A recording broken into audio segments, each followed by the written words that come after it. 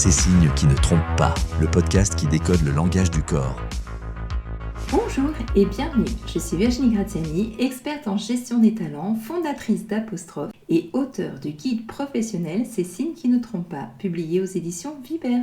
Aujourd'hui, je réponds à 3 questions clés que vous vous posez sur la communication non verbale dans l'univers professionnel. Pas de blabla, que du concret et une synthèse en 3 phrases à emporter pour votre journée. Au programme de cet épisode, quels sont les dangers du non-verbal en entreprise? Où trouver un dictionnaire universel des gestes? Comment utiliser le non-verbal de manière fiable en management? Pour démarrer, parlons des dangers du non-verbal en entreprise. Le principal danger de l'observation en entreprise, c'est d'aller vite. Notre cerveau adore simplifier pour décider rapidement et donc il produit des raccourcis. Alors forcément, l'idée qu'un geste ait une unique signification claire et universelle est très séduisante. Par exemple, les bras croisés devraient automatiquement représenter une fermeture, le regard fuyant être un signe de mensonge et enfin le sourire, celui d'une adhésion.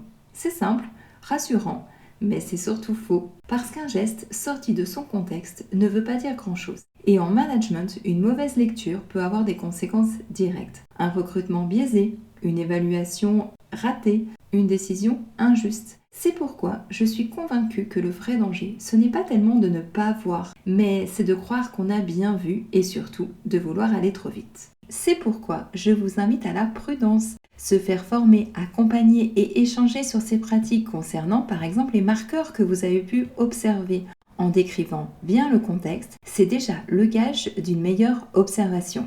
Où trouver un dictionnaire universel des gestes? Mon préféré, c'est le langage des gestes, un guide international de Desmond Morris paru en 1997. Même si la première classification du non-verbal remonte aux années 60 grâce à un anthropologue américain qui a fondé la kinésie avec de nombreuses recherches et articles. Cet anthropologue introduit la notion de contexte et de système, tout comme la structure du mouvement et le séquençage du comportement. Déjà à l'époque, selon lui, notre visage seul peut produire jusqu'à 250 000 expressions. Mais revenons-en à notre dictionnaire, parce que le corps n'est pas un code figé, il est vivant, contextuel et profondément lié à la personne. En effet, un geste prend du sens à travers une histoire personnelle, un contexte, une culture et également un moment précis. Un geste peut donc avoir des significations différentes. Un exemple que je donne régulièrement, c'est celui des bras croisés, qui peut traduire qu'une personne a froid, ou alors qu'elle est concentrée, ou encore qu'elle ressent un inconfort. Bref, le concept d'un dictionnaire des gestes est quelque chose de séduisant. Mais un langage corporel universel et figé n'a tout simplement pas de sens selon moi, car cela limite nos observations.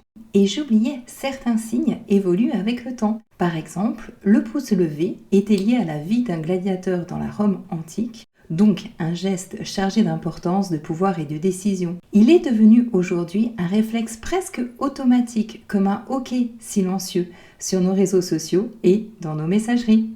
Enfin, comment utiliser le non-verbal de manière fiable en management ? Tout d'abord, il s'agit de changer de posture, c'est un prérequis, car le non-verbal n'est pas là pour décoder les autres, il est là pour affiner votre compréhension des situations. Concrètement, vous observez dans un contexte, vous croisez plusieurs marqueurs, vous tenez compte de la personne et surtout, vous repérez les évolutions ou changements brusques. Mais surtout, vous remplacez l'interprétation par la vérification. Au lieu de conclure seul dans votre tête, il n'est pas engagé, vous impliquez l'autre en disant par exemple « Quand j'aborde ce sujet, je te sens un peu en retrait, comment le vis-tu ?» Et là, tout change. Vous passez d'un manager qui analyse et interprète à un manager qui explore, ajuste et cherche à comprendre. Résultat, des décisions plus fiables, des échanges plus fluides, plus de confiance dans la relation. Le non-verbal devient alors ce qu'il doit être, un outil de compréhension, pas un outil de jugement. Voilà, cet épisode touche à sa fin. Je vous laisse repartir avec ce récap en 3 points.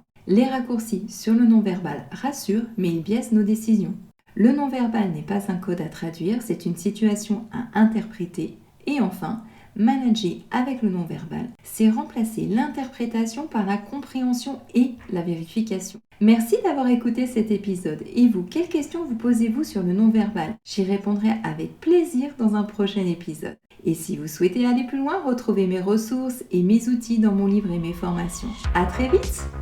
Ces signes qui ne trompent pas, le podcast qui décode le langage du corps.